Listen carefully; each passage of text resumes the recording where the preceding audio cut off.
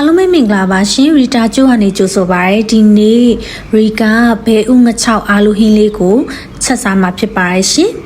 ဘဲဥလေးကကြတော့အချိန်ကြာလေးပြုတ်ထားရပေါ့နော်မမာလေးကြိုက်တာဖြစ်တဲ့အတွက်ငှက်6ကိုတော့ငကွင်းရှက်ငှက်6လေးကိုအသုံးပြုထားတာဖြစ်ပါရဲ့ရှင်အဲ့ဒါဆိုရီကိုစချက်မယ်နော်ပထမဆုံးအနေနဲ့ငကွင်းရှက်ငှက်6လေးတွေကိုစီနဲ့လှော်ပါမယ်ရှင်အကြက်ကြီးမကြောဘူးနော်ဒီငှက်6လေးတွေအပေါ်ရန်ကြောတင်းတင်းလေးနဲ့အတုံးမပြတ်စီရအတွက်လှော်တဲ့ပုံစံမျိုးလေးပဲရှင်ငါ6ကိုဆိုရင်လည်းအငံတက်လေးရော့နေသွားစီရန်ရှည်လေးနဲ့တေချာတန်းစင်ပြီးတော့နေတနေလှမ်းပြီးတော့မှဒါအသုံးပြုထားတာဖြစ်ပါရဲ့ရှင်ပြီးရင်တော့စီတက်ပါမယ်ရှင်ချက်သွန်အဖြူအနီနဲ့အယောင်တင်မုတ်လေးထည့်ပြီးတော့စီကိုနာလေးတက်ပေးပါနော်အခုလိုနေထားမျိုးရောက်ပြီဆိုလို့ရှိရင်တော့အချိန်ပေးပြီးချက်ရတဲ့အာလူလေးကိုအရင်ဆုံးထည့်ပြီးတော့လှိမ့်ပါမယ်ရှင်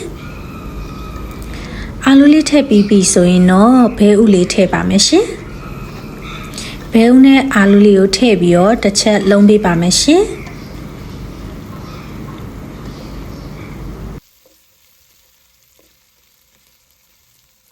ပြီးရင်တော့ရှည်လေးအနှဲငယ်လေးထည့်ပေးပါမယ်ဒီဟင်းလေးကလေချက်ရတာလဲလွယ်တယ်လို့စားရတာလဲတော်တော်လေးကောင်းတယ်ထမင်းမိန်နဲ့ပေါ့နော်ငပိရလေးနဲ့တွဲစားရင်တော့ရှယ်ပါပဲရှင်ပြီးရင်အရသာလေးထည့်ပါမယ်အရသာမုံနေငယ်ထည့်မယ်အငံကြရီက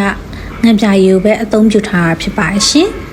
အချင်းအတွက်ဆိုလို့ရှိရင်တော့မကြီးမဲ့အနှစ်လေးကိုအသုံးပြုထားပါတယ်ဒီနေရာမှာမကြီးမဲ့နဲ့ချက်လို့ရနိုင်သလိုစီတက်တဲ့အချိန်မှာပေါ့နော်ခရမ်းကျင်သီးထည့်ပြီးတော့ခရမ်းကျင်သီးရဲ့အချင်းတက်လည်းအသုံးပြုလို့ရပါတယ်ရှင်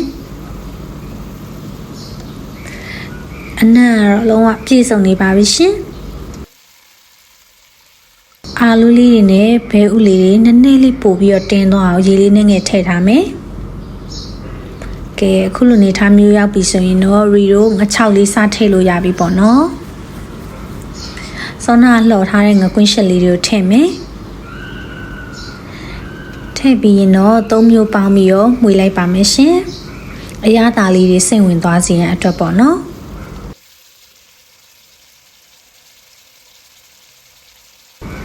ပြီးရင်ရှည်ထည့်ပါမယ်ရှင်ရှည်ရောခက်များများလေးထည့်ဖို့လိုတယ်အာ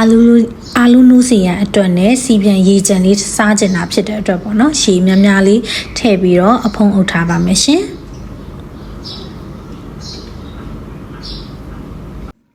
စီပြန်ရေကြံစားကျင်တဲ့သူတွေအတွက်ကတော့ဒီနေရာမှာဟင်းအိုးချလို့ရပြီးတော့စီပြန်စားကျင်တဲ့သူတွေကတော့နည်းနည်းထပ်တယ်ဘူးလို့မယ်နော်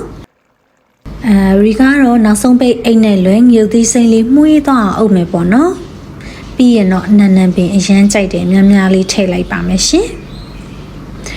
ဘိုက်လေတော်တော်စားနေပြီးဟင်းပွဲရလည်းအရန်စားကျင်စရာကောင်းတယ်ဘဲဥငှက်6အာလူအရန်လိုက်ဖက်တဲ့ဟင်းပွဲလေးပါရှင်ချက်ရလည်းလွယ်ကူတယ်လို့စားရတာလည်းအရန်ထမင်းမိတ်စေရဲ့ဟင်းတစ်ခွက်ပါရှင်အဆုံးထိကြည့်ပေးတဲ့အတွက်တယောက်ချင်းစီတိုင်းကျေးဇူးတင်ပါတယ်ရီကတော့ဒီဟင်းလေးကိုဘာနဲ့တွဲစားမလဲဆိုရင်တော့ဘူးညွန့်ကြော်ချက်လေးပေါ့နော်ဘူးညွန့်ကြော်ချက်လေးချက်တယ်